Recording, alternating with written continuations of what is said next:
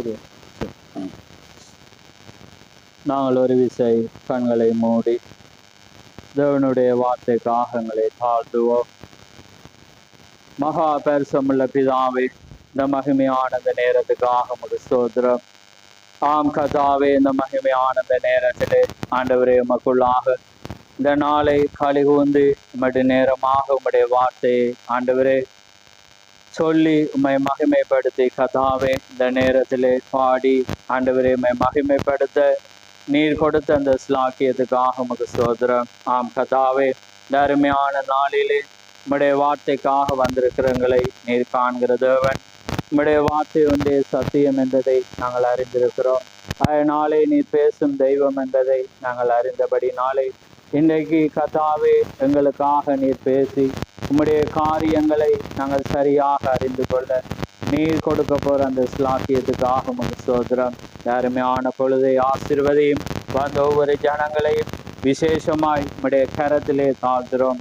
என்னென்ன தேவைகள், என்னென்ன நோக்கங்கள், என்னென்ன பாரங்கள் யாவும் நீர் அறிந்த தேவன். நிச்சயமாய் உம்மை விசுவாசிக்கிற ஒவ்வொருவருக்கும் நீ தேவனாய் இருக்கிறபடினால் நிச்சயமாய் பதில் உண்டு. உன் நம்பிக்கை வீண் போகாது என்று சொன்ன தேவன். இந்த நாளிலே நாங்கள் பாடின வண்ணமாக உங்கள் தூக்கம் சந்தோஷமாய் மாறும் என்ற வண்ணமாக இந்த நாளிலே ஆண்டவரே உம்முடைய வார்த்தை அவ்வளவு சத்தியமாய் இருக்கிறபடினால் நிச்சயமாய் விசுவாசிக்கிற ஒவ்வொரு மனிதனுக்கும் அது கேடகமாய் இருக்கிறபடினால் நீர் பேச போற உம்முடைய கிருபைக்காக உமக்கு ஸ்தோத்திரம். அடியானை திரைமறைவிலே மறைத்து ஆண்டவரே நீர் பேசி உம்முடைய நாமம் மகிமைப்படட்டும். கேட்கிற உதடு ஆண்டவரே செவிகளையும் ஆண்டவரே பேசுகிற உதடுகளையும் நீர் ஆசீர்வதித்து வழி நடத்தும். இந்த வேளை உம்முடைய கரத்தில் ஒப்பு கொடுக்கிறோம். திறக்க போற வார்த்தையிலே நீர் மகிமைப்படும். அந்த வார்த்தையிலிருந்து நீர் எங்களோடு பேசும். யாவை உம்முடைய கரத்திலே தாழ்த்தி இயேசு கிறிஸ்துவின் நாமத்தில் கேட்கிறோம். ஆமென், ஆமென். நாங்கள் நின்ற வண்ணமாகவே எபிரேயர் 13ஆம் அதிகாரத்துக்கு நாங்கள் திருப்புவோம். ஒரு வார்த்தையை நாங்கள் வாசிக்கிறதற்காக, ஒரு பொருளுக்கு கொண்டு வர்றதுக்காக அதிலே 12 to 14 மட்டும் நான் வாசிக்கிறேன். அதாவது எபிரேயர் 13ஆம் அதிகாரம் 311வது பக்கம், புதிய ஏற்பாடு. அதிலே நாங்கள் சீக்கிரமாக நான் வாசிக்கிறேன். ஆகையால் நாம் அவருடைய நிந்தையை சுமந்து பாளையத்துக்கு புறம்பே அவரிடத்துக்கு புறப்பட்டு போக கடவோம். நிலையான நகரம் நமக்கு இங்கே இல்லை, வரப்போகிறதை நாடி தேடுகிறோம். ஆமென். நாங்கள் வாசிக்கிறோம்.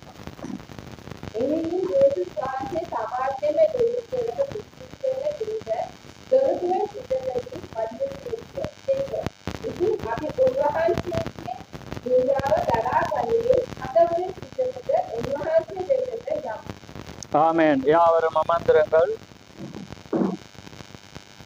கர்த்தருடைய பரிசுத்த நாமம் மகிமைப்படுவதாக. ஆமென். இங்கே நிலையான நகரம் நமக்கு இல்லை, வரப்போகிறதை நாடி தேடுகிறோம். ஆமென். அது தலையங்கம் அல்ல, இந்த பூமிக்குரிய வாழ்க்கை நிரந்தரம் அல்ல என்பதற்காக நாங்கள் தேவனுடைய காரியங்களை அறிய வேண்டிய ஜனமாயிருக்கிறோம். ஏன்னால் எங்களுக்கு இருக்கிறது நிலையான நகரம், அங்கே பரலோகம் மாத்திரமே. ஆமென். அதனாலே இந்த நாட்களிலே அங்கே நீங்கள் இதை ஒரு சரித்திரம் என்று தள்ளிவிட வேண்டாம். இதிலே நீங்கள் போகும்போது தான் இதனுடைய ஆழத்தை நீங்கள் அறிந்து கொள்வீர்கள். இன்றைக்கு நான் பேச போற காரியம் தீர்க்கதரிசியுடைய அங்கே வாழ்க்கை வரலாறு. அதிலே நான் முக்கியமான பாகங்களை மாத்திரம் அது செய்தியோடு உங்களுக்கு நான் பிரசங்கிக்க விரும்புகிறேன். நாங்கள் இதை சாதாரணமாக எடுக்க முடியாது. இது எங்களுக்கு கிடைக்கப்பட்ட ஒன்று, மிக ஒரு ஸ்லாக்கியமான ஒரு காரியம். ஆமென். ஏனென்றால் இந்த யாத்திரை அவரை குறித்து நீங்கள் தெரியாம நீங்க எதையுமே அறிந்து கொள்ள முடியாது. ஏனென்றால் இன்னைக்கு 3ஆம் யாத்திரையிலே நாங்கள் இருக்கிறோம். இந்த யாத்திரையிலே வந்த நபரை குறித்து நீங்கள் அறியாத பட்சத்திலே தவறான புரிதல் ஏற்படும் போது நீங்க இந்த செய்தியை சரியாக வாஞ்சியோடு, ஒரு எப்படி சொல்றது, வாஞ்சியோடுன்றதை விட நீங்க உணர்வு பூர்வமாக அதை நீங்க எப்படி வேத வார்த்தையை நீங்க ரசிச்சு அதை சத்தியம் பண்றீங்களோ அதே போல இன்னைக்கு கொடுக்கப்பட்ட வார்த்தையை நீங்க அப்படி விசுவாசிக்காவிட்டா நீங்க ரட்சிக்கப்பட முடியாது. ஆமென். அதனால இந்த மூன்றாம் யாத்திரை, முதலாம் யாத்திரையிலே தேவன் மோசை கூடாக ஒரு யாத்திரையை ஏற்படுத்தினார். இரண்டாம் யாத்திரை ஆண்டவராகிய இயேசு கிறிஸ்து கூடாக, மூன்றாம் யாத்திரை வந்து வில்லியம் மேரியம் பிரனாமு கூடாக. எப்பயுமே 3 நிறைவேறுதல் எண்ணாக இருக்கிறது, 3 பரிபூர்ண எண்ணாக இருக்கிறது. முதலாம் யாத்திரையில மோசே எப்படி வழி நடத்தினானோ அன்றைக்கு ஒரு தீக்கர்சி போல, மூன்றாவது அங்கே யாத்திரையிலும் தேவன் ஒரு தீக்கர்சியை அனுப்பினார். இரண்டாவதுலேயும் ஆண்டவராகிய இயேசு கிறிஸ்துவும் ஒரு தீக்கர்சியாக வந்தார். ஏனென்றால் மனுஷகுமாரன் என்றால் அது ஒரு தீக்கர்சிக்கு அடையாளமாக இருக்கிறது. ஆமென். அதனாலே இந்த காலத்துல எழுதப்படாத ஒரு வேதாகமம் தான் தீக்கர்சினாலே பிரசங்கிக்கப்பட்ட ஒரு செய்தி இருக்கிறது. இந்த செய்தி தான் உங்களை ரட்சிப்புக்குள்ளே வழி நடத்தும். இந்த ஊழியம் எப்படிப்பட்டது, இதனுடைய மேன்மை என்ன என்பதை காணாட்டி நீங்க இதை ஒரு தீக்கர்சிட எண்டு போனீங்கன்னா தவறிடுவீங்க. ஆமென். ஆனால் எப்படி வேத வார்த்தை முக்கியம் போல இவருடைய வார்த்தையும் முக்கியம் என்று பார்க்கும் போதுதான் அங்க ஒரு ஆசீர்வாதம் வரும். எப்படி பழைய ஏற்பாடுல அன்றைக்கு ஒரு யாத்திரை, அன்றைக்கு அவங்க என்ன செய்வாங்க, ஒரு தேசத்திலிருந்து இன்னொரு தேசத்துக்கு கடந்து போனாங்க. இரண்டாம் யாத்திரையில வந்து இயேசு கிறிஸ்து நியாயப்பிரமாணத்திலிருந்து கிருபைக்கு அவர் ஒரு யாத்திரையை ஏற்படுத்தினார். ஆமென். அது வந்து அன்பாக இருந்தது. பிரமாணத்தில் இருந்தவங்களை கிருபைக்கு, அன்பின் பிரமாணத்துக்கு மாற்றினார். அது இரண்டாம் யாத்திரை. மூன்றாம் யாத்திரை வந்து இன்றைக்கு இந்த பூமியில இருந்து நீங்க ராஜ்யத்துக்கு போக. அப்ப பாருங்க, அன்றைக்கு தேவன் அந்த மோசைக்குள்ளாக தன்னை ஊற்றி இருந்தார். மோசைக்குள்ளாக தேவனுடைய வார்த்தையை வைத்தார். தேவன் அங்கே மோசைக்கு சொல்லும் போது, நீ வந்து அங்கே யாருக்கு, ஆரோனுக்கு நீ யாரா இருப்பாவாம், தேவனாயிருப்பா. ஆரோன் உனக்கு தீக்கர்சியா இருப்பான். பாருங்க, ஆரோனுக்கு போய் யார் தேவன், மோசே. ஆமென். அப்ப மோசே அப்படின்னா என்ன மீனிங்டா, மோசே என்ன சொல்றானோ அதை அப்படியே ஆரோன் என்ன செய்யணும், அங்கே உரைக்க வேண்டும். ஏனென்றா மோசைக்குள்ளாக இருக்கிறது தேவன். அப்ப அன்றைக்கு தேவன் ஏலோகியமாயிருந்து என்ன அவர் என்ன செய்தார், லோகாஸாக மாறி, அந்த லோகாஸ் என்பது ஒரு வெளிச்சம், என்ன ஒரு பிம்பம். அந்த பிம்பம் தான் யாருக்குள்ள வந்தது, மோசைக்குள்ள வந்தது. அப்ப மோசை அல்ல, மோசைக்குள்ளாக தேவன் ஆவியாக வந்து ஒவ்வொரு வார்த்தையும் உரைத்தார். ஆமென். அவன் வண்டுகளை உரைக்கும் போது அது அப்படியே இல்லாதது சிருஷ்டிக்கப்பட்டது. அப்ப ஒரு மனிதனால் அதை என்ன செய்ய இயலாது, மனிதனால் அதை செய்ய முடியாது. ஏனென்றா தேவன் எப்படி இருந்தார்னா ஆவியாக இருந்தார், அவருக்கு ஒரு சரீரம் இல்லை. ஆமென். அப்ப அந்த லோகாஸ் என்பது ஒரு பிம்பம். அப்ப அவர் என்ன சொல்றாருன்னா, பழைய ஏற்பாடுல ஒரு ஊற்றாக அழைக்கப்பட்டது, நானே ஜீவ ஊற்று. ஏன்னா இத குடிக்கிறவனுக்கு ஒரு காலம் தாகம் ஏற்படாது. அப்பதான் அந்த சமாரியர். அப்ப ஜீவ ஊற்றண்டக்குள்ள பாருங்க, எப்படி ஒரு போத்தல்ல நம்ம எடுத்துக்கொண்ட, இது ஒரு போட்டல்னீங்களே. இப்ப இது வந்து ஒரு பெட்டி போட்டல், இது வந்து நீளமான போத்தல். இப்ப இது எம்டியா இருக்குது. இதுக்குள்ள நீங்க ஜீவ ஊற்ற தண்ணியை ஊற்றினா என்ன செய்யும், இது ஒரு சதுரமாக வரும். என்ன அந்த இந்த இடைவெளிக்குள்ள அது வரும். இப்ப நீங்க யாரு தண்ணியை கேட்குறீங்கன்னா இதைத்தா, நீங்க தண்ணியை கேட்குறீங்கன்னு தண்ணியை தராம போட்டலை தர. ஏன்னா தண்ணி எங்க இருக்கு, போட்டலுக்குள்ள. அப்ப இப்ப இதோட தாகத்தை வந்து இது தீக்காது. எது தீக்க போது, உள்ள இருக்கிறது. அப்ப இதோட மேன்மை வந்து உள்ளதான் இருக்கு. ஆமென்.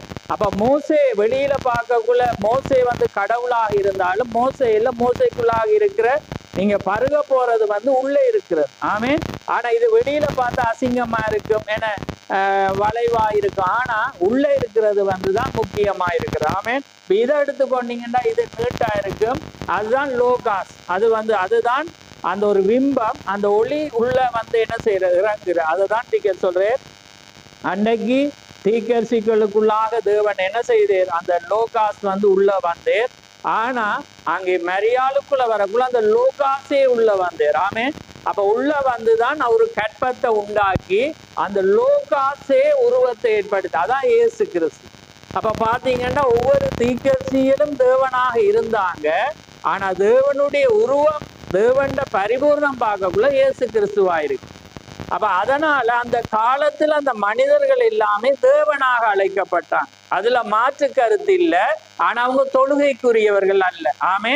ஆனா அவங்க யாருன்னு பாத்தீங்கன்னா அந்த காலத்துக்குரிய தேவனே தான். அதான் நாங்க பாருங்க அதிகத்துல அந்த காலத்துல ஜனங்கள் மோசே கடவுளுக்காக கடவுள் என்று நினைச்சா. ஏண்டா அவன் அப்படியே கோல நட்டினோன்னு தண்ணி மாறி, ஏன்னா இல்லாததை புழுதி எடுத்து போட்டோன்னு வண்டுகள் வந்துச்சு. அது மனிதனால செய்ய விளங்குதா. அந்த தாகத்தை உள்ள ஒரு விஷயம் வந்துட்டு அந்த லோகாஸ் உள்ள வந்தோடனே இப்ப குடிக்கிறீங்க, போத்தலை சாப்பிட மாட்டீங்க குடிக்க. ஆனா நீங்க குடிச்சது உள்ள இருக்கிறது. ஆனா வெளியில தான் உருவம் வித்தியாசமா இருக்கு. அப்ப இன்னைக்கு அந்த உருவத்தை கண்டுதான் ஜனங்கள்ல அங்க தேவன் நிக்கிறது அவங்களால அறியலாமே. அப்ப அந்த மனிதனால அதை செய்யல. அது யாரால் அற்புதம் செய்யலும்? இருக்கிற கட்டிய இல்லாம யாரால செய்யலும்? லோகாசால மாதிரி. அப்ப எங்க லோகாஸ் நிக்கிறேன்? இங்கதான் நிக்கிறேன். ஆமே. அப்ப ஆனா உங்களுக்கு அந்த உருவத்தை பார்க்கக்குள்ள என்ன செய்வீங்க? அழுக்கா இருக்காது, தண்ணி எப்படி என்ன நீங்க. ஆனா தாகம் உள்ளவனுக்கு என்ன செய்வான்? சேர்த்தே மல்லி குடிப்பான். அவனுக்கு தண்ணி நீங்க பார்ப்பீங்க. டிஸ்கவரியில பார்க்கக்குள்ள போறவங்க வறட்சி வந்தோன்னு எதை குடிச்சாலும் குடிப்பான். ஏன்னா அவங்க ஜீவனை பெறணும்னா அந்த தண்ணி தான் ஜீவனை கொடுக்க முடியும். ஆமே. அதே போலதான் மனிதனை பார்த்து இன்றைக்கு நிறைய பேர் இருக்கிறாங்க. நான் அந்த அற்புதத்தால் அதான் சொல்றேன், நான் செய்யற கிரியிலே கண்டாவது நீங்க என்ன விசுவாசி. அப்ப புரியுதா உங்களுக்கு? அப்ப அதே போலதான் அன்னைக்கு மோசே அந்த நாள்ல மோசையோட வார்த்தை கடவுள்ற வார்த்தையாக இருந்தது. புரியுதா உங்களுக்கு? ஏன் இப்ப நான் சொன்ன உதாரணம் விளங்கிட்டு தான். அப்ப அந்த தண்ணிய எப்படியா இருக்கக்குள்ள நிரப்ப கவசுடி, நானே ஜீவ ஊற்று, நானே ஜீவ தண்ணி. அப்ப ஆனா நீங்க கேட்கக்குள்ள எதை குடிப்ப? தண்ணியை கேட்டோன்னே நீங்க தண்ணிய பிடிச்சி வச்சிருக்கீங்களா? உங்களுக்கு அள்ளி கொடுத்தாலும் கை வேணும். ஏன்னா தண்ணி அந்தரத்துல நிக்குமா? இல்லை. ஏன்னா அப்ப தண்ணியை கேட்டோன்னே நீங்க குடிப்பீங்க இதை போத்தலை தான் குடிப்பீங்க. தண்ணியை கொடுத்து இல்லையா? ஏன்னா போத்தலை கொடுக்கக்குள்ள போத்தலை தான் வாங்குவீங்க. ஆனா குடிக்கக்குள்ள தண்ணி தான் உள்ள போகும். ஆமே. அப்ப அந்த தண்ணி தான் எங்களுக்கு முக்கியமாக. அந்த தண்ணி தான் தேவனாயிருக்கிற. ஆமே. அதுதான் லோகாசு பிம்பம். அது ஆளுக்குள்ள மாறு. ஒவ்வொரு ஆளுக்குள்ளேயும் அது போகும். இப்ப இன்னைக்கு அதே லோகாஸ் உங்களுக்குள்ளேயே வரும். ஆமே. அப்ப நீங்க செய்யற கிரியை தான் லோகாஸ் உங்களுக்குள்ளே இருக்கிறார் என்பதை நீங்க காணலாம். ஆமே.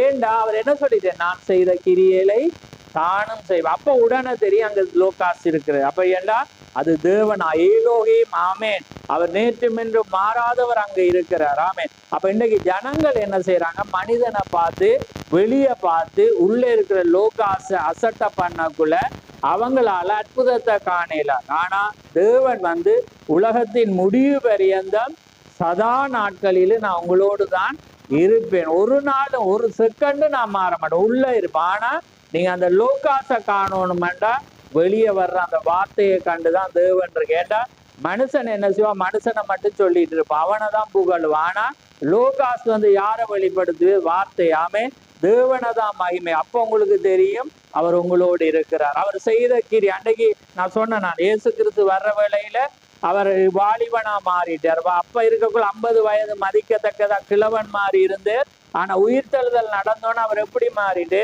ஒரு அவரு என்ன ஒரு இளமையா மாறினோன்னா இயேசுதான் நடக்கிறார். ஆனா இயேசுன்னு காணையில. ஏன்னா அவங்க அதை கண்டு இல்லை. அவங்க சீசர்களை பிறகுதான் அவர் 30 வருஷத்துக்கு பிறகுதான் அவங்கள வழி நடத்தினர். 20 வயசுல வரலாறு இப்ப பாத்தீங்கன்னா 12ல இருந்து 30 மட்டும் ஒன்றுமே இல்லை. நான் பைபிள்ல இருக்கா அந்த காட்சியே இல்லை. தெரியும் தானே உங்களுக்கு? 12ல இருந்து 30 மட்டும் இல்லை. 30வது வயசுலதான் அவர் என்ன செய்யறாரு? ஞானஸ்தானம் எடுக்குது. ஆமே. அப்ப ஒவ்வொரு ஊழியம் பாத்தீங்கன்னா 30 வயசுலதான் ஊழியத்துல அபிஷேகம் பண்ணப்பட்டா. சொல்லுங்க பாப்பா அடுத்தடுத்த யார் யாருன்னு.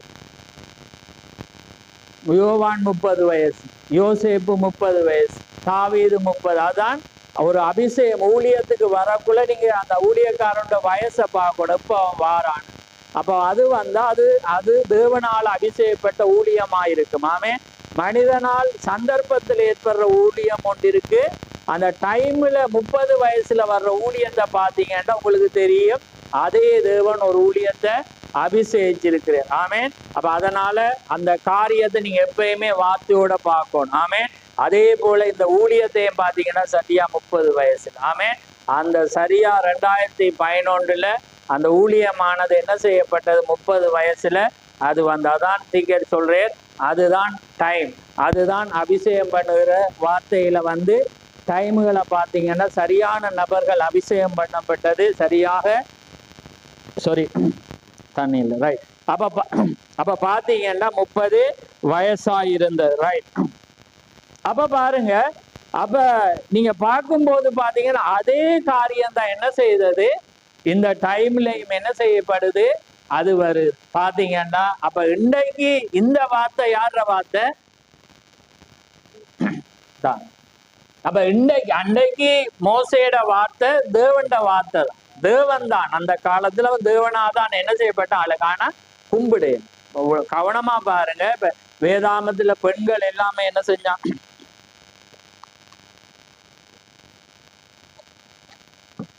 பாத்தீங்கன்னா தங்களோட கணவன்மார்களை ஆண்டவன், இப்ப தாவீது ராஜா இருந்தாலும் ஆண்டவனை என்றுதான் அழைக்கிறான். வேதத்துல பாத்தீங்கன்னா கண்டுபிடிப்பீங்க. ஆனா அவங்க தொழுகைக்குரியவர்கள் அல்ல, அவங்க வணக்கத்துக்குரியவர்கள் அல்ல, அவர்கள் சிருஷ்டிகர் அல்ல. ஆனா அந்த சிருஷ்டிகர் உள்ளே இருந்து சிருஷ்டிக்கிறார். ஆமென். அப்ப அன்னைக்கு அவன் தேவன். ஏன்னா அவனை பாத்தீங்க யாராலும் அப்படி செய்யலுமான்னு பாருங்க, ஏறவே இயலாது. அப்ப அதே போலதான் இந்த தீர்க்கதரிசியோட காலத்துல வரக்குள்ள பாத்தீங்கன்னா 3 பிதா எப்படி இருந்தேன் வழி நடத்தினேர் மோசைக்குள்ளாக இருந்தேன் குமாரனாக அவர் என்ன செய்யறார் அந்த மாமிசமே குமாரனாமா. இன்றைக்கு பரிசுத்தார். அப்ப இன்றைக்கு என்ன செய்யறேன் நான் போய் ஒரு தேற்றவாளனை நான் அனுப்புவேன். அப்ப அந்த ஊழியம் யாருன்னு பாத்தீங்கன்னா இதுதான் பரிசுத்தாவின் ஊழியம். இன்னைக்கு இது பிரேக் ஆயிட்டு. பிரேக் என்ற மீனிங் டைம் முடிஞ்சோன எங்க இப்ப பரிசுத்தாவின் ஊழியம் கண்டினியூ ஆகுது மனவாட்டிக்குள்ள. அது மாறையில் இன்னைக்கு அதே பரிசுத்தாவியானவர் அதே மினிஸ்ட்ரி மனவாட்டிக்குள்ள இருக்கு. அப்ப இவரை பார்க்கக்குள்ள மறிச்சு 2-3 நாள் ஆனவங்க என்ன செய்யறாங்க உரைக்கும் போது என்ன செய்யப்படுது என்ன உயிரோட எழும்புறான். ஏன்னா கார் ஆக்சிடென்ட்ல பின்லாந்துல மறிச்சு உடைஞ்சு சுக்குனராகி எழும்பேலாம் மறிச்சு. அவர் அந்த தரிசனத்துல காண்ற அங்க உரைத்த உடனே என்ன நடக்குது உடைந்திருந்த எலும்பெல்லாம் என்ன செய்யுது நொறுங்கி உடனே எழும்புற. யாராலும் எலும்பு ஆபரேஷன் பண்ணின எத்தனை மாசம் போ ஏன்னா அப்ப உடனே அப்ப யார் அது அதே லோகாஸ். அப்ப அதே தேவன் எங்க வாரு இங்க வந்துட்டு. ஆனா இவர் வெளியே பிராரம் பார்க்கக்குள்ள வந்தீங்கன்னா அவர் ஒரு சாதாரண நபர். ஆமா. ஆனா அணில் இல்லவே இல்லை, இல்லாத இடம்.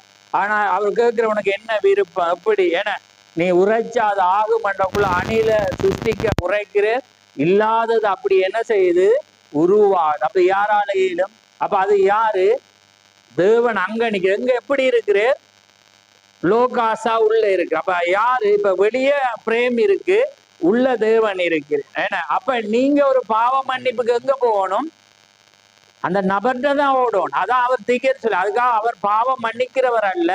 நீங்க எனக்காக நான் தவறுள்ளவனா இருக்கிறேன் அந்த தவறுக்காக எனக்காக ஜெபிங்கன்னு அவர் ஜெபிச்சா அது ஏன்னா அவருக்குள்ள ஆண்டவர் இருக்கிறார். ஆமென்.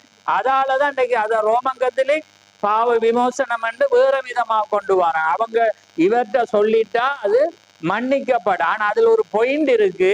இவங்க மாறையில மனம் மாறையில அறிக்கை பண்ணி என்ன அந்த வசனத்தை சொல்ல பாவங்களை மறைக்கிறவன் அவைகளை அறிக்கையிட்டு விட்டு விடுகிறது. அவங்க என்ன செய்யறாங்க சொல்லிட்டா மன்னிச்சுட்டேன்னு நினைக்கிறாங்க. அது நல்லது. ஆனா அது என்ன அதை விடக்கூடாது, அது தவறு என்றது அவங்க மனம் திரும்பினா அது என்ன செய்யப்படும் மன்னிக்கு. அதே போலதான் அன்னைக்கு இயேசு கிறிஸ்து இருந்து ரட்சிப்புக்காக வந்து என்ன செய்யறாங்க வந்தாங்க. தவற சொன்னோன்னு அவங்க அந்த பாவத்துக்காக நிக்காம ஓடிட்டாங்க. ஆனா இப்ப அன்றைக்கு யாரு ஜூதாஸோ பிலாத்தோ ஏரோதோ அன்றைக்கு ஆண்டவரே ஒரு சாக்கியமா நினைச்சிருந்திருந்தா அவங்க ரட்சிக்கப்பட்டிருப்பான். அப்ப அதே போலதான் நீங்கள் சொல்லி அதே அவர் சொல்றேன் நான் அந்த டைம் எடுக்கக்குள்ள உங்களுக்கு புரியும். அப்ப அவர் சொல்றேன் இன்றைக்கும் அதே காரியத்தை ஜனங்கள் செய்றாங்க. அங்க தேவன் நிக்கிறேன். ஆனா அவங்க என்ன செய்யறாங்க இவரை ஏற்றுக்கொள்ளாதனால தேவனை என்ன செய்யறாங்க ரிஜெக்ட் பண்றாங்க. அப்ப பாருங்க அதே ஊழியம் என்ன செய்யறது மீண்டும் வந்தது. இவர் மனுஷகுமாரன் அல்ல, இவர் மனுஷகுமாரிய ஊழியாதான் பரிசுத்தாவின் ஊழியம். அப்ப பார்க்கக்குள்ள ஆக்கள் மேட்சிங் பண்றதுக்கு சரியா இருக்கு. ஆமென். ஆனா பாருங்க தேவன் அல்பா ஒமேகா. ஆதியில பாருங்க மோசே வந்துட்டா இடையில பிரேக் வந்துட்டு என்ன அது தேவனே வாரு. ஆமே. அப்ப அல்பா ஒமேகா. அப்ப ஆதியில என்ன செஞ்சாரோ முடிவிலையும் அதான். அப்ப ஆதியில யார் வந்தது? மாமிசத்துல பிறந்த ஒரு மோசே வந்தான். ஆமே. அவன் என்ன செய்யறான்? யாரு? தாய் தகப்பனுக்கு பிறந்து என வந்தவன். இப்ப அல்பா ஒமேகா முடிவுல யார் வந்தது? அதே போல ஒரு தாய் தகப்பனுக்கு பிறகு இடையில யார் வந்தது? தகப்பன் தாய் இல்லாம தானாகவே லோகாசு கூடாகவே என கற்பந்தரிச்சு வெளியே வந்தான். அப்ப அதுதான் பரிபூர்ணம். 100% மனிதனும் 100% தேவனுமா இருந்தது. புரியுது? ஆனா முன்னுக்கு பாத்தீங்கன்னா திரைக்குள்ளாக தேவன் இருந்தார். ஆனா அதுதான் வார்த்தையார். அந்த யாத்திரை வரணுமெண்டா அந்த மோசையால மாத்திரம்தான். 3ஆம் யாத்திரைக்கு போகணுமெண்டா இது இல்லாம போயிடும். அப்ப நீங்க வேதம் எப்படி விசுவாசத்தோட படிக்கிறீங்களோ இதை படிக்காட்டி ரிஜெக்ட். அதுக்காக தான் நீங்க இதுல ஆழத்தை நான் சொல்லதான் இதை சொன்னா, இது இப்ப ஹிஸ்டரி இல்லை, இது வரலாறு இல்லை. ஆனா இப்ப உங்களுக்கு புரிஞ்சுட்டு தானே. அப்ப அதனால நான் சொல்லும் போது தேவனாயிருக்கும், நான் இடையில நான் தேவனத்தை நினைக்காங்கன்ட்டு நான் பிரேக் விட்டுட்டு இருந்தேன், எனக்கு கஷ்டமா இருக்கு. அது ஒரு பரிசுத்தாவை. அப்ப ஆனா நான் அந்த சாரம்சத்தை சொன்னேனா என்ன சொல்லினா நீங்க புரிய மாட்டீங்க. நான் அதை கடவுள் மாதிரி ஒரு காரியத்தை கொண்டாலும் நீங்க அப்படி சிந்திக்க மாட்டீங்க. உங்களுக்கு வெளிப்பாடு இருக்கும். புரியுதா உங்களுக்கு? அப்ப அதனாலதான் நான் அடிக்கடி சொல்றேன், அதிக சொல்றேன், அந்த தேவன் உனக்கு முன்னால நிக்கிறேன்னு அவர் தேவன் அல்ல. அந்த லோகாஸ் உள்ள வந்தோட காட்சி வெளியே வருது. ஆமே. ஏனென்றா அவரால் மாத்திரம்தான் அங்க செய்யலாம். அப்ப அதனால இடையில பேசுற ஒவ்வொன்றும் அந்த வண்ணமாக இருக்கும்.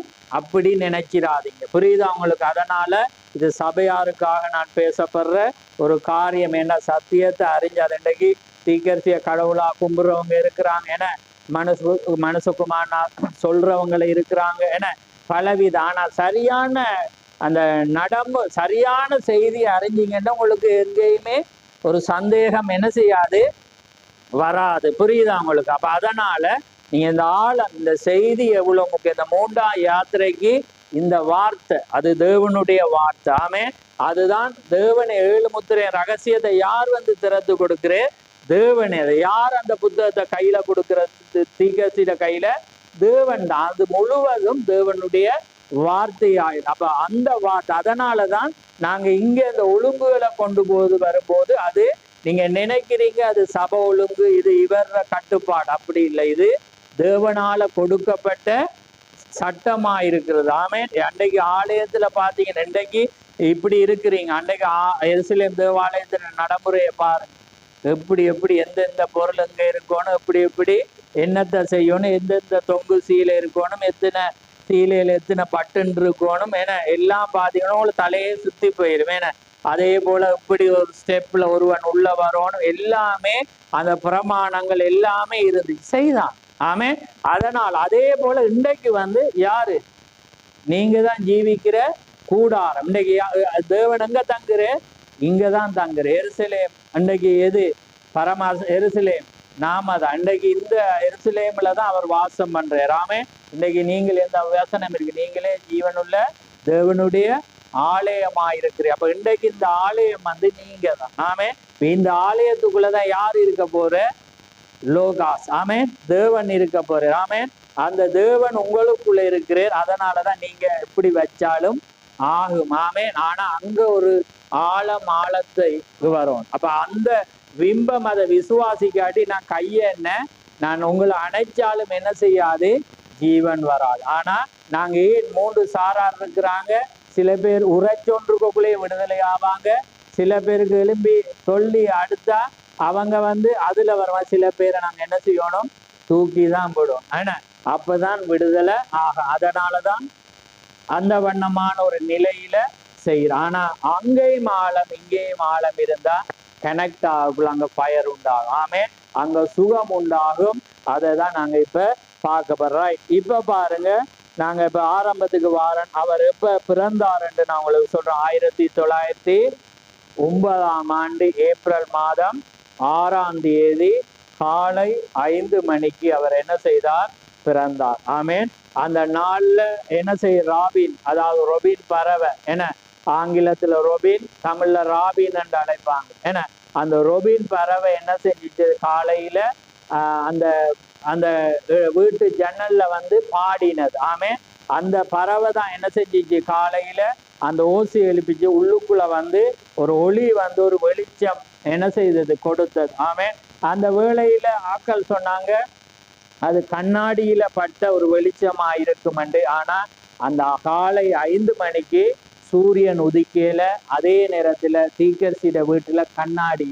ஆமே, அப்ப அதனால அதான் தீக்கர் சொல்றேன், அது ஜனங்களுடைய கருத்து, ஆனா நான் சொல்ற ஒவ்வொன்றும் சத்தியமா இருக்கிறது. ஆமே, அப்ப பாருங்க அந்த வண்ணமாக என்ன செய்தது, காலை வேளையில் அந்த ஒளி வந்தது, பறவைகள் பாடினது. அந்த ரொபின் பறவை தெரியும் உங்களுக்கு, அந்த பறவையுடைய இந்த நெஞ்சில வந்து இரத்த வடிவில் இருக்கும், அதாவது சிவப்பு நிறம் அது இருக்கும். அதுக்கு வந்து அதுக்கு ஒரு கதை சொல்லுவாங்க, உங்களுக்கு தெரியும் என்ன அந்த கதை. கல்வாரியில இயேசு சிலுவையில தொங்கி கொண்டிருக்கும் அந்த ரொபின் குருவி என்ன செஞ்சிச்சான், அது போய் கொத்தி கொத்தி அதுல அந்த உதடுல இருந்து வழிஞ்ச இடம் தான் அது இரத்தமா இருக்கிறன்னு ஒரு கதை வருது. அது உண்மையோ பொய்யோ தெரியல, அப்படியான ஒரு பறவை தான். அதால தீக்க சொல்றேன், அந்த ரொபின் பறவைய எனக்கு பிடிக்கும். அப்ப நான் என்னுடைய பேர்லயே நான் அதை பார்த்தேன். எனக்கு முன்னுக்கு வச்ச பேர் என்ன, ரீகன். ஆமேன். அப்ப ரீகன் என்று கூப்பிடக்குள்ள நான் திரும்பல, அதனால என் பேரை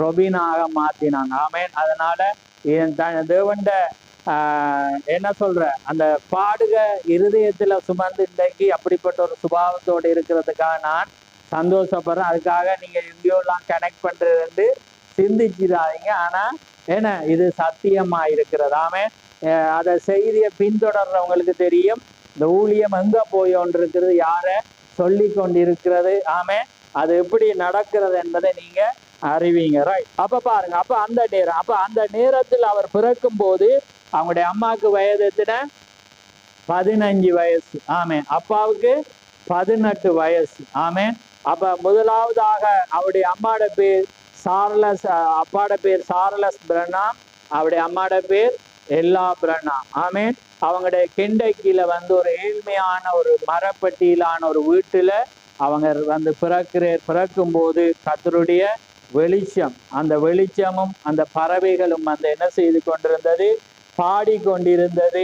அந்த வண்ணமாக அந்த நேரத்துல மருத்துவச்சிகள் வந்து இல்லை. இதை நான் சொல்ற புத்தகம் வந்து சுயசரிதையிலிருந்தும், அதே நேரத்துல நான் முன்னமே உங்களுக்கு சொல்லியிருந்தேன், அந்த வாய்ஸ் ஆஃப் கோடால வந்து அடிக்கப்பட்ட அந்த ஒவ்வொரு ஆண்டிலையும் விசேஷமாக அடிக்கப்பட்ட ஒவ்வொன்றும் என்ன அந்த அதுல வந்து எடுத்து அது ஒரு உதவி செஞ்சிருக்காங்க. என்னன்னா அது எந்தெந்த செய்தியில எங்கெங்க இருக்கிறன்றது. அதே நேரத்தில் ஆங்கிலத்துல அப்படியே விலாவரியாக அவருடைய சரித்திரம் ஒவ்வொரு மாதம் ஒவ்வொரு நாளாக இருக்கிறது. ஆமே, அது கிடைக்க நான் ட்ரை பண்ணினா அது கிடைக்கல. அது எத்தனையோ பேர்ட்ட நான் சொல்லி களைச்சி போயிட்டேன். ஆமே, அதை எடுத்து எப்படியாவது அனுப்புங்க. ரைட், பரவாயில்ல. தேவன் எங்களுக்கு எவ்வளவுத்த வைக்கிறதோ, என்னால டீச்சிங் ஊழியம் மேலாது பரிசுத்தாவியை கொண்டு மட்டும்தான் என்னால அவர் இல்லாட்டி நான் தடுமாறுறதை நீங்க எத்தனையோ தரம் கண்டிருக்கிறீங்க.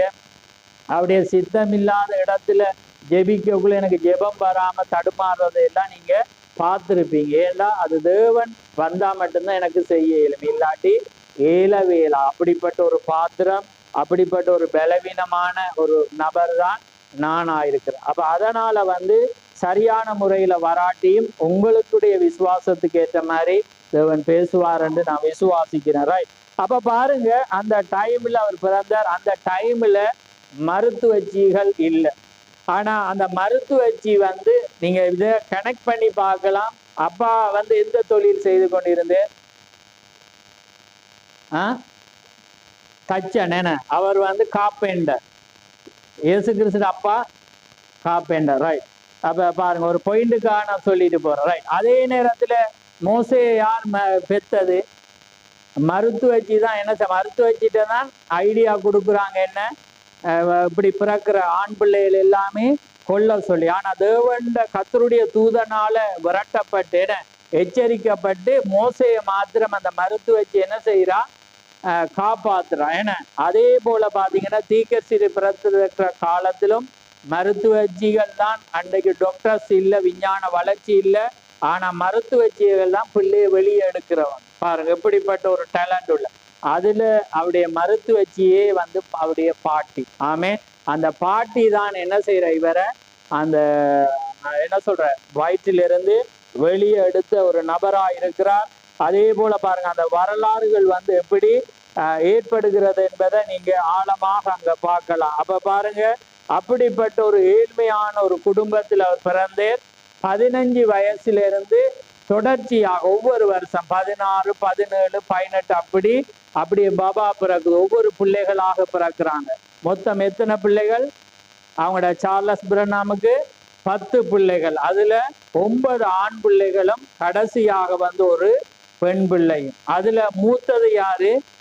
பிரனாம். முதலாவது பிள்ளையே வில்லியம் மரியன் பிரனாம் தான் மூத்த பிள்ளை. அடுத்த தம்பிக்கு எட்வர்டுக்கு வந்து அவருக்கு இருக்கும் எவ்வளவு வித்தியாசம்னா 11 மாதம்.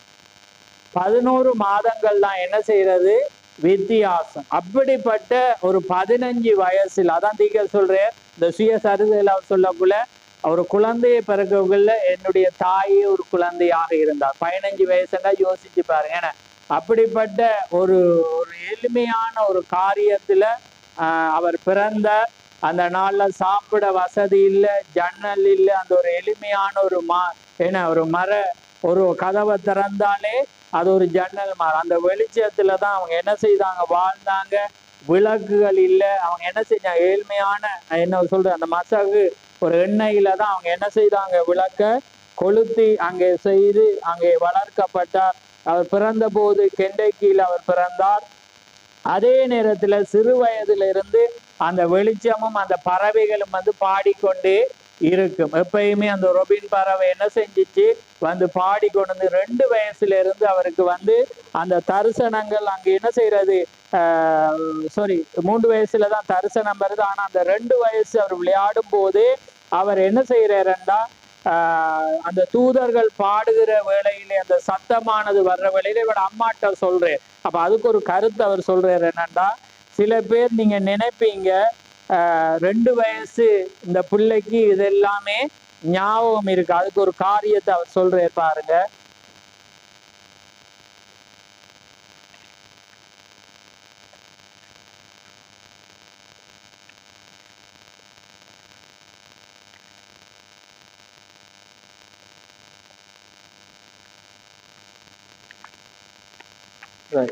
பாருங்க அதுல சொல்றேன் பாருங்க, இப்பொழுது என்னால் அதை சிந்திக்க முடியாது என்று, அதை ஞாபகம் வைத்திருக்க முடியாது என்று நீங்கள் நினைக்கிறீர்கள். ஏன் அவர் சொல்றது எப்ப 2 வயசு டைம் என்பதை நான் அறிவேன். ஆனால் வானங்களுக்கும் பூமிக்கும் அங்கே இருக்கின்ற எல்லாவற்றுக்கும் நியாயாதிபதியாயிருக்கிற தேவனாகிய கர்த்தர் நான் கூறிக்கொண்டிருக்கிறது உண்மை என்பதை அறிந்திருக்கிறார். ஆமென். இது தீர்க்கதரிசி சொல்றாரு. அப்ப பாருங்க, ஏனென்றா ஒரு பாலம் வந்து அந்த இடிக்கப்படுவதாகவும் அதுல 16 பேர் மரித்து போவதாகவும் அவர் சொல்லும் போது இவங்களோட அம்மா வந்து சிந்திக்கிறார். என்ன இது வந்து நீ படுக்கையில போல நீ சரியாக நீ நித்திர கொண்டிருக்கான்ற சிந்தனையில தான் அவன் என்ன செய்யற சிந்திக்க. ஆனாலும் அன்றைக்கு மோசே அன்றைக்கு யாக்கோபுக்கு சொல்லும் போது யோசேப்பு அந்த 11 கதிர்கட்டும் வணங்குற வேளையில அந்த யாக்கோபு அந்த மாதிரி கணக்கெடுக்காம சொன்னாலும் வேதம் என்ன சொல்லுது, தண்ட மனதுல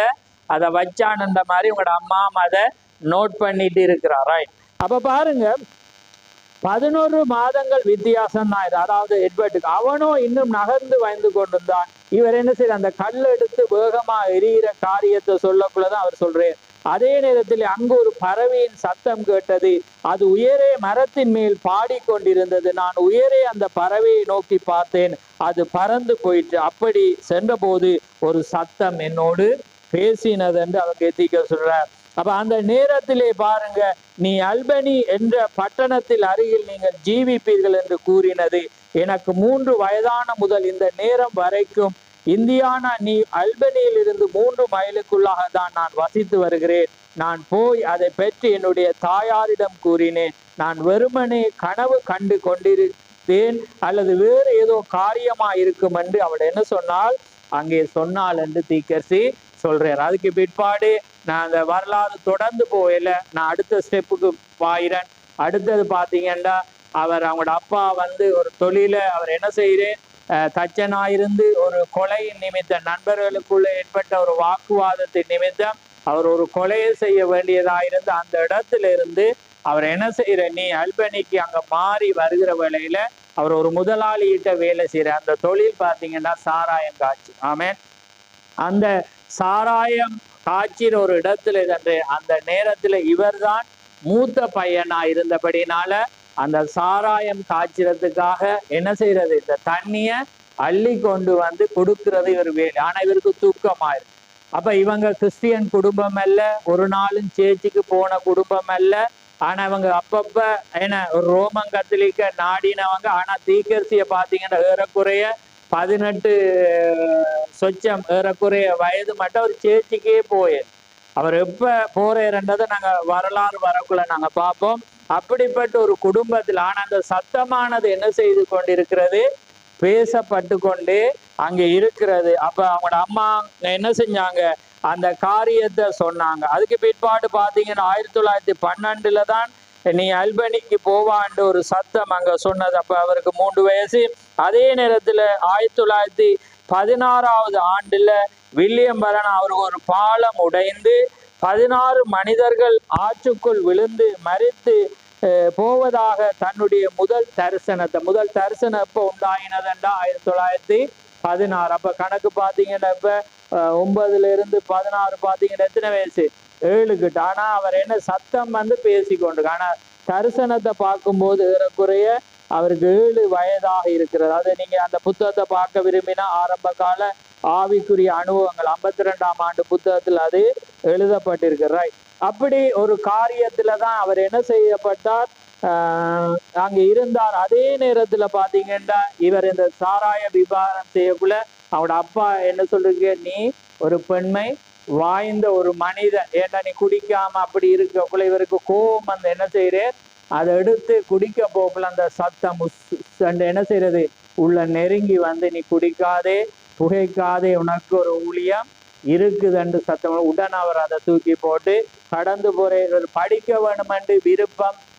ஆனா குடும்ப கஷ்டம் ஏனண்டா இவர மூத்த பிள்ளையே யாரு, இவராக இருந்தபடினால அவர் எப்படியாவது ட்ரை பண்ணி படிக்கலாம் இருக்கக்குள்ள அவருடைய நண்பர்கள் வந்து இவனை என்ன கேவலப்படுத்தி இவருக்கு அடிச்சு பல நோண்டியான காரியங்களை சொல்லக்குள்ள இவர் கோபம் வந்து ஒரு துப்பாக்கி எடுத்து கொண்டு வந்து வெடி வைக்க வலிக்கிறார். ஆனால் அது வெடிவிக்காம அது என்ன செய்யறது, விடப்படுகிறது. கடைசியாக என்ன செய்ய 7ஆம் ஆண்டோடைய படிப்பையும் அவர் என்ன செய்து நிறுத்திட்டார். ரைட். அப்ப பாருங்க, அப்படிப்பட்ட ஒரு காரியத்துல அவர் கடந்து வந்து. ஆனா பாருங்க, உலகத்திலேயே எல்லா நபர்களை விட வார்த்தையில விஞ்ஞானத்துல பேசத்தக்கதாக தேவன் என்ன செஞ்சார், அவரை உயர்த்தினார். பாருங்க, பேதுருவுக்கு கை நாட்டு கூட பிங்கமா கூட வைக்க தெரியும். ஆனா உலகத்திலே அவங்களோட பிரசங்கத்துக்கு முன்னால யாருமே நிக்க முடியாதபடி தேவன் அதான் பேதமை உள்ளவர்கள் என இருந்தாலும் அவர்கள் ஞானி என்று அழைக்கப்பட்டாங்க. ஏனென்றா அங்க அவங்க அல்ல, அந்த லோகாஸ் அது எல்லாம் அறிஞ்ச தேவன் அவங்களுக்குள்ள வந்தோன்னா அவங்க பேசினது எல்லாமே சத்தியமா இருந்தது. ஆமென். அதனாலதான் நீங்க ஒரு அறிவுபூர்வமாக வளர்ந்து இருந்தாலும் தேவனுடைய வார்த்தை பலிபிடத்துல இருந்து வரக்குள்ள நீங்க சத்தியம் என்று விசுவாசி. ஏண்டா அது தேவன் சொன்ன. ஏண்டா அவர் ஒரு உதாரணம் சொல்றேன்.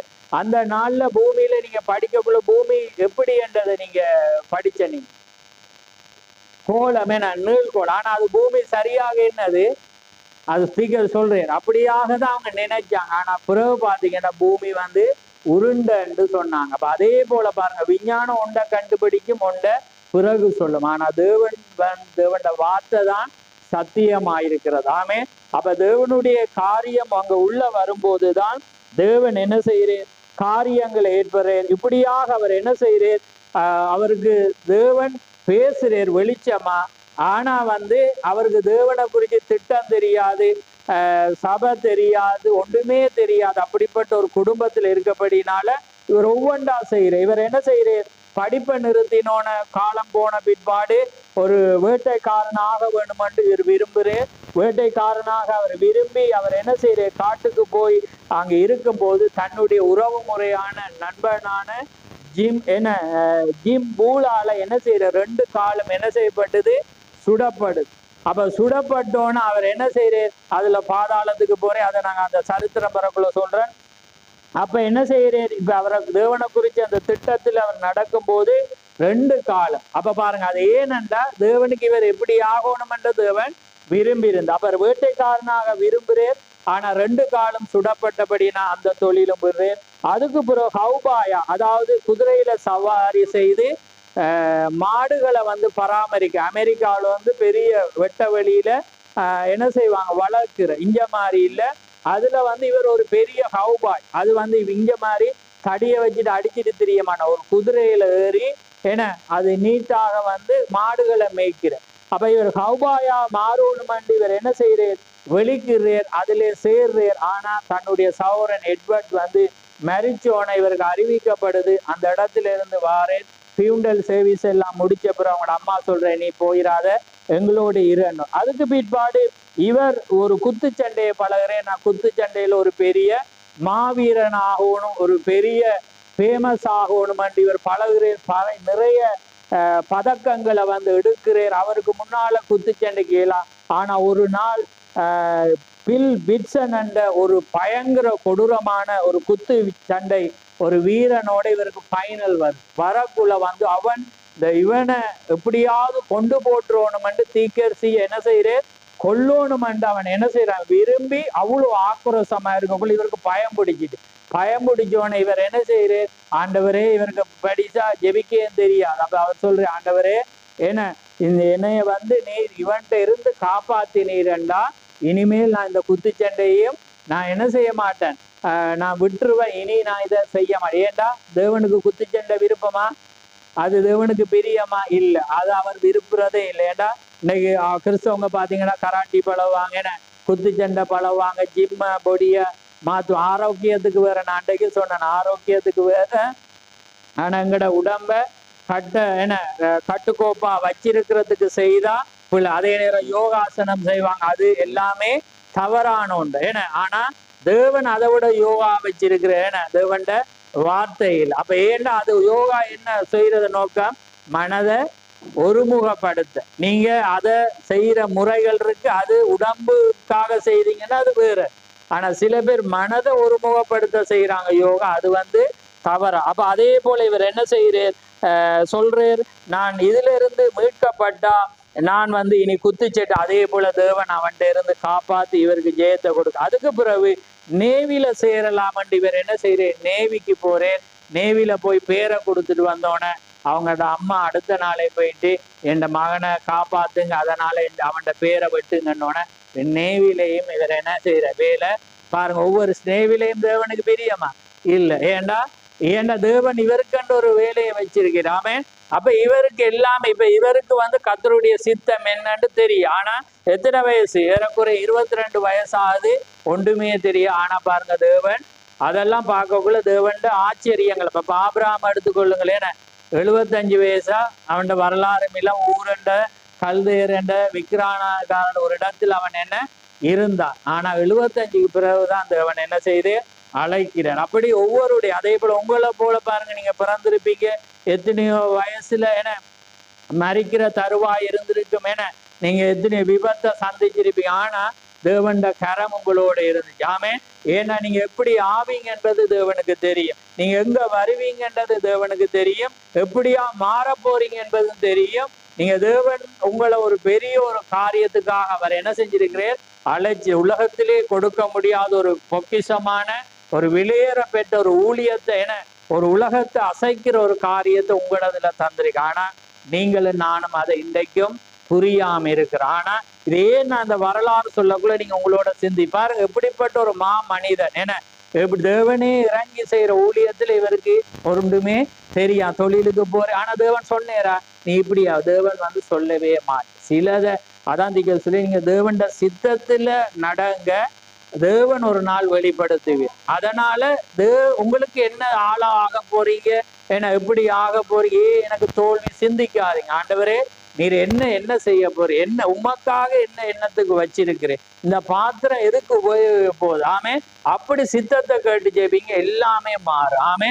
தேவன் உங்களுக்காக, நீங்க வெளியில இருக்கிறதுனால தேவன் உங்களோட ஜெபத்துக்கு பதில் கொடுக்கலாம இருக்கு. ஏன்னா தேவண்ட கரெக்டரை புரிஞ்சு கொள்ளுங்க. என்னன்னா நீங்க தேவண்ட சித்தத்துக்கு வெளியே இருந்தா பேச மாட்டேன். ஆபிரகாம் பாருங்க, அவ்வளவு சொன்ன மகத்தான ஒரு மனிதன், அழைச்ச மனிதன் 10 வருஷமா கதைக்கலே எகிப்துல இருந்தபடினா எப்ப அவர் வாரையரோ அப்பதான் ஜெபத்துக்கு பாதல். ஆமே. அதே போல அவ்வளவு பெரிய ஊழியத்தை தீர்க்கதரிசியோட எத்தனையோ வருஷமா தேவன் கதைக்கல. நீங்க தேவண்ட சித்தத்துக்கு வெளியே இருந்தா நீங்க நடப்பீங்க, சாப்பிடுவீங்க, போவீங்க, ஆனா ஒரு நிம்மதி இருக்காது. ஆனா தேவனுக்குள்ளால வந்தாலும் தேவன் இடப்படுத்துவாங்க. ஆமே. அப்ப அதே போல இவர் ஒவ்வொரு தொழிலா போறேன், நேவிக்கு போறேன், அதுவும் ஃபெயிலியர் ஆயினோன கடைசியா வந்து பப்ளிக் சர்வீஸ் டிபார்ட்மெண்ட், அதாவது பொது நிர்வாக ஒரு தொழில என்ன செய்யறேன், வேலைக்கு சேரும்போது ஒரு 22 வயசு. அந்த தொழில் எப்படி என்றா பப்ளிக் சர்வீஸ் டிபார்ட்மெண்ட், அதாவது பொது நிர்வாக வேலையில பாத்தீங்கன்னா அந்த நாள்ல மீட்டர் ரீடிங், அதாவது கரண்ட், தண்ணி, கேஸ், அந்த நாள்ல கேஸ் கூட மீட்டர்ல தான் அனுப்பினாங்க, குழாய் வச்சுதான். இப்ப நாங்க சிலிண்டரை தூக்கிட்டு போவோம், அப்ப அங்க சிலிண்டர் எல்லாம் இல்லை. நீங்க வீடு கட்டக்குள்ளேயே எல்லா கனெக்ஷனையும் மீட்டரு கூட கொடுத்துருவாங்க. சரியா? நீங்க பில் கட்டராட்டி ஆன்லைன்ல தான் வெட்டுப்பட்டிருக்கும். பில் கட்டாட்டி வெளியே வந்து அதை பிடுங்கிட்டு போயிடுவாங்க. அந்த மீட்டரை கலட்டினா உங்களுக்கு கேஸ் வராது. நீங்க காசை கட்டினா தான் கேஸ் வரும். மீட்டர் உங்களுக்கு எலக்ட்ரிக் மீட்டர்னா தெரியுமேண்டா, எங்களுக்கும் அது பிடுங்கி விட்டுருவான் தானே காசு கட்டாய். தண்ணி வந்து அப்படி இல்லை, வெட்டுவான், அதுவும் அங்க மீட்டர். அதுலதான் இவருக்கு வேலை. அதுல நிறைய வேலை இருக்கு. அதுல போஸ்ட் நாட்ட சில நேரத்துல வரும், சில நேரத்துல கம்பிகளை மாற்ற வரும், சில நேரத்துல மீட்டரை புடுங்குறது வரும். அப்படியெல்லாம் இவர் அனுபவப்படுறார். அதெல்லாம் நம்ம வரலாறுல பார்ப்போம். ரைட். அப்படிப்பட்ட ஒரு வேலையில அவர் இருக்கக்குள்ள வந்து இவர் என்ன செய்கிறார், அந்த தொழில் அவர் செய்து கொண்டிருக்கும் போதுதான் அந்த டைம்ல பாத்தீங்கன்னா ஒரு என்ன செய்யற கேஸ் காரியத்தை இவர் வேலை செஞ்சொன்றிருக்கக்குள்ள கேஸ் வெடிச்ச உடனே பாத்தீங்கன்னா அந்த கேஸ் அவட கண்ணுக்கு பட்டு அந்த நேரம் உடம்பெல்லாம் எரிஞ்சபடினால இவருக்கு வந்து கண் வந்து பார்வை இல்லாம போகும். அப்பதான் அந்த சோடா மூட்டி கண்ணாடி அண்டுவோம், மொத்த கிளாஸ், அந்த கண்ணாடி போட வேண்டி வந்துட்டு கண் தெரியாது. அதே நேரத்துல வந்து வயிறுல வந்து ஜீரண சக்தி கோளாறு ஏற்பட்டு, ஏண்டா அவருக்கு சாப்பிடக்குள்ள வந்து எப்பயுமே அந்த புளிப்பு ஏற்பட்டு சக்தி வரும். அப்ப அந்த புளிப்பு ஏற்படுறதுனால எந்த சாப்பாடும் வந்து அவருக்கு சாப்பிடல. அப்ப ஜீரண சக்தி இழந்து போயிட்டு அதே நேரத்துல பாத்தீங்கன்னா கண் பார்வை போயிட்டு, இப்ப கிளாஸை போட்டாச்சு, சாப்பிடல. இவருக்கு சாப்பிட முடியுமான பொருள் வந்து ஜூஸ் மட்டும்தான். அப்ப அந்த ஜூஸை மட்டும்தான் இவருக்கு குடிக்கலாம். வேற எந்த சாப்பாடு சாப்பிட்டாலும் செத்துருவார். ஒரு கிழமையில சாப்பிட்டேரண்டா இவர் மரிச்சு போயிருவாரு டாக்டரால சொல்லிட்டாங்க. நீங்க வாழ்க்கை பூரா இதுதான் குடிக்கும். அப்ப பார்க்கக்குள்ள பாத்தீங்கன்னா இவர் டாக்டர்கிட்ட போய் பார்த்தா இயலாது. கடைசியா டாக்டர் கண்டுபிடிச்சேன்னு சொல்றாங்க. ஆனா கண்டுபிடிக்கல. என்ன செஞ்சுட்டாங்க, இவர குடலை அப்படியே பிடிச்சி வெட்டி விட்டான். இவருக்கு குடல் வாழ்வுல ஏதோ ஒரு பிரச்சனையாலதான் இவருக்கு ஜீரண சக்தி இல்லாம போகுதுண்டு பிடிச்சி குடலை வெட்டினோன்னு பாத்தீங்கன்னா இப்ப இவருக்கு சாப்பிடல. குடலை வெட்டினா சாப்பிடல எல்லாமே. அப்ப இவருக்கு என்ன செய்யற, ஜூஸை மட்டும்தான் குடிக்கணும். அப்ப பாரு, இப்ப யோசிச்சு பாக்குறீங்களா எவ்வளவு பெரியது.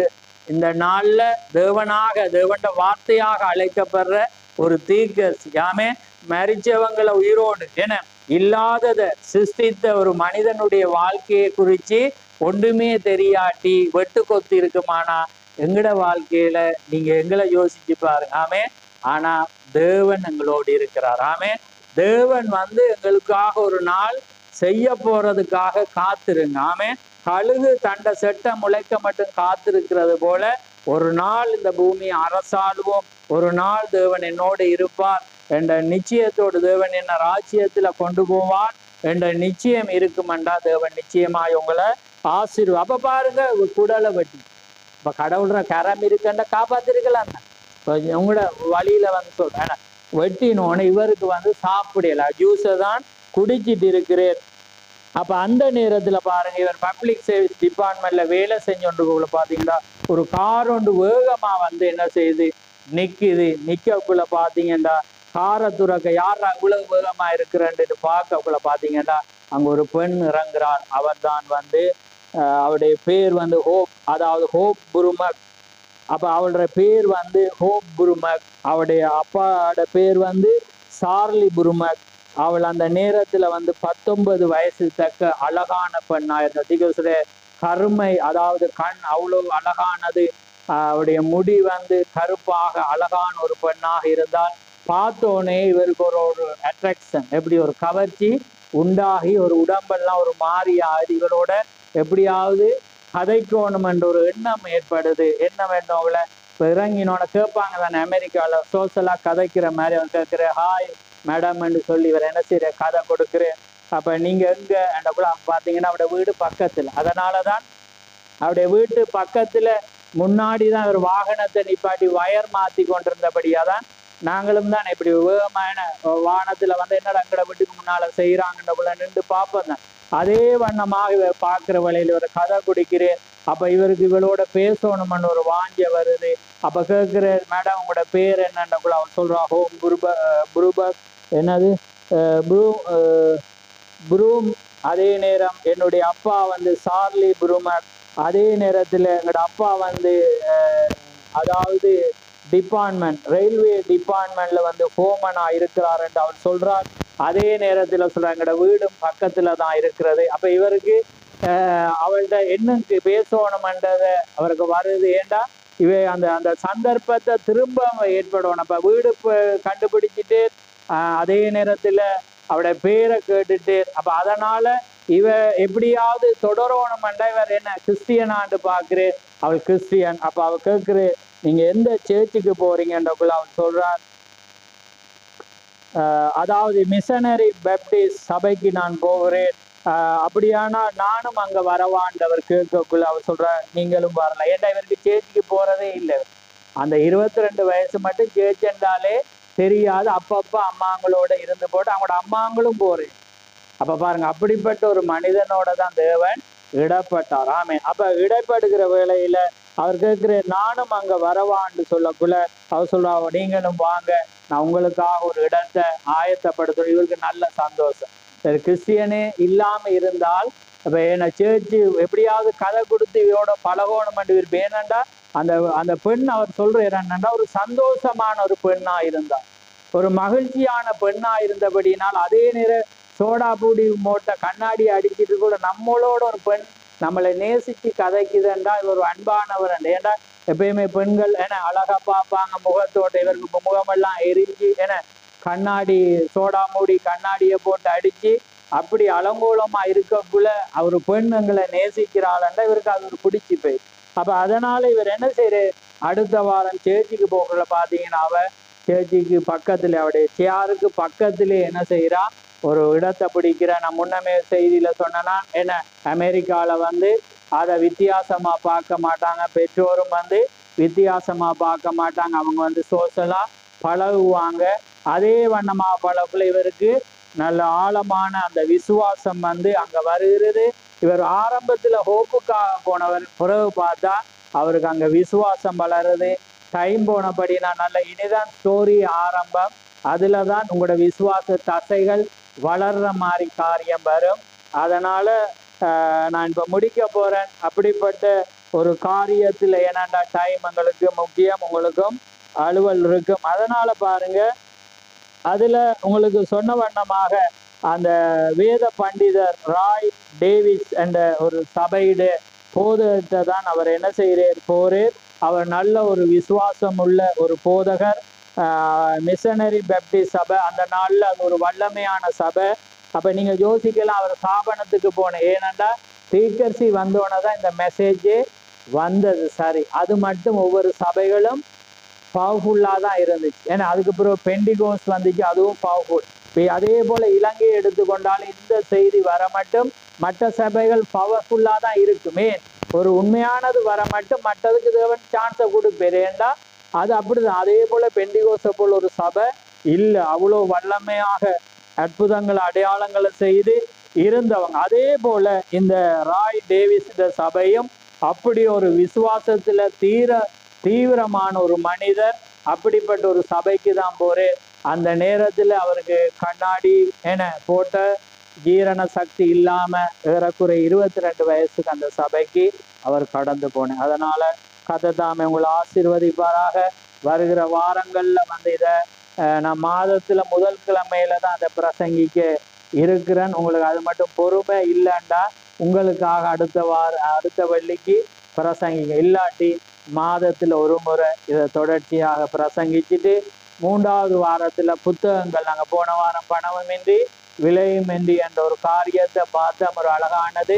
நீங்க வர்றவங்க வராதவங்களை ஊக்கப்படுத்துங்க, அவங்கள்ட்ட சொல்லுங்க. நீங்க வராட்டி டைம் இல்லாட்டியும் பரவாயில்ல, இந்த செய்தியை கேளுங்க. ஏண்டா தேவனிட அவங்களுக்கு அடியும் தெரியா நொடியும் தெரியா. அவங்க ஒரு தொழில் என பெண்களா இருக்கலாம் ஆண்களா இருக்கலாம் என சில தொழில்கள் வரையல. அதை நான் சொல்லல, அவங்க அதெல்லாம் மூழ்கி செய்திய கேட்காம இருக்கிறாங்க ஏன்னா. அப்ப அது பெண்களுக்கு மிக முக்கியமான செய்திகள். ஏன்னா அவங்க தான் குடும்பத்திட தலைவியலா இருக்க, பிள்ளைகளை வளர்க்குறேன்னா அவங்களுக்கு செய்தி தெரியணும்.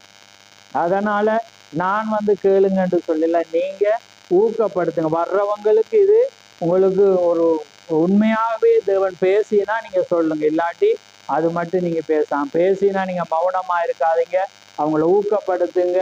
தேவண்ட காரியம் ஏனண்டா இந்த ஊழியமே நான் சொல்ல வாரண்டா இது தேவனே இறங்கி செய்த ஒரு ஊழியம். ஆமே. இந்த வார்த்தைகள் தேவனுடையது. ஆமே. இது பார்த்தாதான் அவர் யார் என்பது உங்களுக்கு தெரியும். இல்லாட்டி இன்றைக்கு எத்தனையோ மூடர்கள் இவரை கடவுளா வணங்கி கொண்டிருக்கிறாங்க என.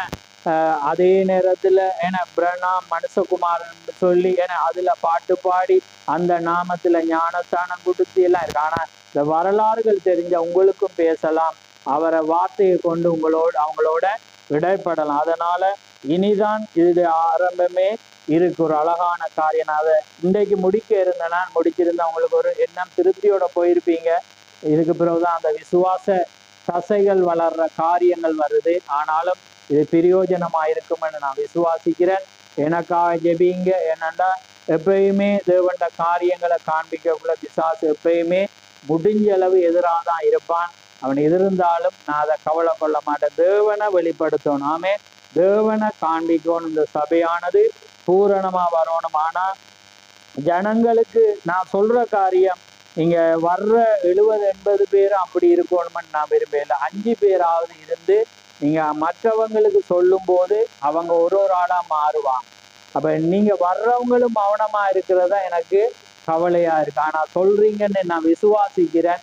எனக்கு தெரியாது, ஒருவேளை தெரியாம நீங்க செய்யலாம். ஆனா நீங்க ஊக்கப்படுத்துங்க. வராத ஏன்னா இந்த மாதத்துல எங்களுக்கு 9 ஆராதனை இருக்கு. பார்த்துருக்கீங்களா? நான் கேலண்டர்ல பார்த்துட்டு எனக்கு அதுதான் ஒரு பைத்தியமா. 9 ஆராதனை, அதுல நான் நினைக்கிறேன் இது 3ஆவது எண்ணம். அப்படி ஏண்டா 9 6 ஆராதனை இந்த பிப்ரவரி முடியக்கிலே வருது. அதுக்காக நான் ஸ்பெஷலா போட்டு இல்லை, ஸ்பெஷலா இருக்கு உங்களுக்கு. 28ஓட முடியுது. ஆமே. நாங்க 1ஆம் ஆராதனை ஆரம்பிச்ச நாங்க 1ஆம் தேதி, அடுத்த 2ஆம் தேதி, இன்றைக்கு முதல் கிழமை ஞாயிறு, அப்படியாக போயா வருது. அப்படி பார்த்தீங்கன்னா 9 ஆராதனை இருக்கிறது. நாங்க பிரயோஜனப்படுத்துவோம். ஆக்கள் ஞாயிறு வர்றாங்க, அதுவும் அரைவாசி பேர் நித்திரதான். ஏன்னா நிறைய பேர் அதான் நான் இங்க வந்தா நித்திரையை பழகிடுவாங்க. வர்ற எல்லாருமே பழகிடுவாங்க. அடுத்து சாப்பாடையும் பழகிடுவாங்க. ஏன்னா இப்ப எல்லாமே அதை பழகி கொண்டிருக்கு. அப்ப அதெல்லாம் ஒரு ஆவி. ஏன்னா அப்ப அதனால நம்ம அது எல்லாமே திறத்தணும். அப்ப அது எல்லாம் அப்பதான் எல்லாருக்கும் செய்தி போகும். அவங்களோட பேசிக்கொள்ளுங்க. கர்த்தர் உங்களை ஆசீர்வதிப்பாரா. ஆமே. நாங்க யாவரும் ஜெபத்துக்கு நாங்க எழுந்திருப்போம். நன்றி கர்த்தாவே, மது சோதரம் ஆண்டவரே, சர்வலவரே, கொடான கொடி சோதரம். அப்பா பிதாவே, மது சோதரம் ஆண்டவரே, ஜீவன் உள்ளவரே, கொடான கொடி சோதரம். நேற்று என்று மாறாதவரே, மது சோதரம் சோதரம் சோதரம். சர்வலவரே, கொடான கொடி ஸ்தோத்திரம். நன்றி கர்த்தாவே, மது ஸ்தோத்திரம். மகா பேசமுள்ள பிதாவே, இந்த மகிமையான இந்த நேரத்துக்காக உமக்கு ஸ்தோத்திரம். இந்த மகிமையான இந்த நேரத்திலே கர்த்தாவே, இந்த அருமையான பொழுதிலே நீரால் உம்மால் அனுப்பப்பட்ட ஒரு மகத்தான ஒரு தீர்க்கதரிசியினுடைய ஆண்டவரே ஊழிய வரலாறை குறித்து நாங்கள் பார்க்க நீர் எங்கள் மத்தியிலே கொடுத்த வாஞ்சைக்காக உமக்கு ஸ்தோத்திரம். நீர் எந்த வண்ணமாக அவருடைய வாழ்க்கையிலே இடைப்பட்டீர் என்பதையும், அதிலே நீர் எப்படி மகிமைப்பட்டீர் என்றும், அது எங்களுடைய வாழ்க்கைக்கு எவ்வளவு உதவி என்பதை இந்த நேரத்திலே நாங்கள் பிரசங்கிக்கும் போது சிந்தித்து கொண்டோம். ஆம் கர்த்தாவே, எங்களுடைய வாழ்க்கையிலும் அதே வண்ணமாக நீர் இடைப்பட்டு கொண்டிருக்கிறதை நாங்கள் மறந்து ஜீவித்து கொண்டிருக்கிறோம். ஆனால் நீ தேவனாயிருந்து எப்பொழுதும் எங்களை நீர் பார்த்து கொண்டிருக்கிறீர், எங்களை உற்று நோக்கி கொண்டிருக்கிறீர் என்று நாங்கள் பார்க்கும்போது நாங்கள் ஸ்லாக்கியம் பெற்ற ஜனமாயிருக்கிறோம். அதனாலே கர்த்தாவே, இந்த அருமையான பொழுதிலே ஆண்டவரே வந்த ஒவ்வொருவரை நீர் ஆசீர்வதியும். இந்த அருமையான பொழுதிலே கர்த்தாவே சௌரி பிரேம்குமாரை ஆசீர்வதியும். ஆண்டவரே, அந்த சௌரியுடைய விசுவாசங்களை நீர் அறிந்த தேவன், தன்னுடைய கணவனுக்காக போராடி அந்த ஜீவனை பெற்றுக்கொள்ள எவ்வளவு போராடி அதை பெற்றுக்கொண்டு நீர் அதை கொடுத்தீர். ஆனால் இன்றைக்கு நாட்களிலே அந்த கணவன் விடுதலையாகி வந்தாலும் பாவ காரியங்கள் விடுபடாமல் கர்த்தாவே ஒரு மாமிச பிரகாரமான ஒரு சபைக்கு போகிறதினாலே ஒரு விடுதலை அடைய முடியாமல் அங்கே இருக்கிறதை நாங்கள் பார்க்கிறோம். ஆனாலும் சரியான ஒரு வார்த்தையின் இடத்திலே வரும்போது அங்கே ஜீவன் உண்டு என்று நாங்கள் அறிந்திருக்கிறோம். அதனாலே நிச்சயமாக அவருடைய உறவுகள் மத்தியிலே, அவர்கள் போற அங்கத்தினர்கள் மத்தியிலே கர்த்தாவே ஒரு பாரம்பரியத்தை விட்டு சரியான வார்த்தைக்காக தேவனிடத்திலே வர அந்த இருதயம் திறக்கப்படத்தக்கதாக ஆண்டவரே நீர் பேச போற கிருபைக்காக உமக்கு ஸ்தோத்திரம். சௌரிக்கு அப்படிப்பட்ட வாஞ்சைகள் இருந்தாலும் அந்த சூழல்களானது கர்த்தாவே இயலாமல் விடுபடியாதபடி இன்னைக்கு மாமிசத்தை காண்பி சபை என்னும் ஒரு கோட்பாடினாலே, பாரம்பரியம் என்னும் கோட்பாடினாலே இன்னைக்கு நல்ல ஜனங்கள் அங்கே அமர்ந்து இருக்கிறதை நாங்கள் பார்க்கிறோம். அதனாலே நீர் இடைப்பட்டு கர்த்தாவே நீர் அதை உடைக்க போற கிருபைக்காக உமக்கு ஸ்தோத்திரம். ஆண்டவரே, தொடர்ந்து கணவனுக்காக ஆண்டவர் உவாசம் இருந்து காரியங்களை செய்தாலும் உடைய வார்த்தை கர்த்தாவே அங்கே வார்த்தைக்கு திரும்பும் போது தான் அந்த கிரியைக்கு பலன் உண்டு என்று நாங்கள் அறிந்திருக்கிறோம். அதனாலே கர்த்தாவே ஆண்டவரே, பாசிங்கானது கிரியையிலே முக்கியமாயிருந்தாலும் உடைய வார்த்தையை சீர்படுத்தி செய்யும் போதுதான் அங்கே ஒரு ஜீவன் உண்டு என்று நாங்கள் அறிந்திருக்கிறோம். அதனாலே நிச்சயமாய் சௌரிக்கு உதவி செய்ய போற கிருபைக்காக உமக்கு ஸ்தோத்திரம். சௌரனன் கட்டப்பட்டிருக்கிற ஆண்டவரே, அந்த பிசாசு கட்டி வைத்திருக்கிற அந்த பாவ காரியங்கள் விடுதலையாகி கர்த்தாவே அந்த சௌரன் ஆண்டவரே ஜீவனிலே விடுதலை ஆகினாலும் பாவத்தில் இருந்து விடுதலையாக முடியாமல் இருக்கிறது. அதனாலே நீர் உதவி செய்து கர்த்தாவே நீர் விடுதலை கொடுக்க போற கிருபைக்காக உமக்கு ஸ்தோத்திரம். அந்த வண்ணமாக இந்த நாளிலே வந்த ஒவ்வொரு பிள்ளைகளை ஆசீர்வதியும். உங்களுடைய தேவைகள் யாவும் நீர் அறிந்த தேவன். அதனாலே நிச்சயமாய் நீர் ஆசீர்வதித்து கர்த்தாவே நீர் வழி நடத்த போற கிருபைக்காக உமக்கு ஸ்தோத்திரம். தேவர்களை ஆசீர்வதியும். ஒவ்வொருவரோடும் உடைய கிருபை கூட இருக்கட்டும். யாவையும் உடைய கரத்திலே தாழ்த்தி இயேசு கிறிஸ்துவின் நாமத்தில் கேட்கிறோம். ஆமென், ஆமென். என் ஆத்துமாவே கர்த்தரை ஸ்தோத்திரி, என் முழு உள்ளமே அவருடைய நாமத்தை ஸ்தோத்திரி. என் ஆத்துமாவே கர்த்தரை ஸ்தோத்திரி, அவர் செய்த சகல உபகாரங்களையும் மறவாதே. Amen, amen. Praise Lord, price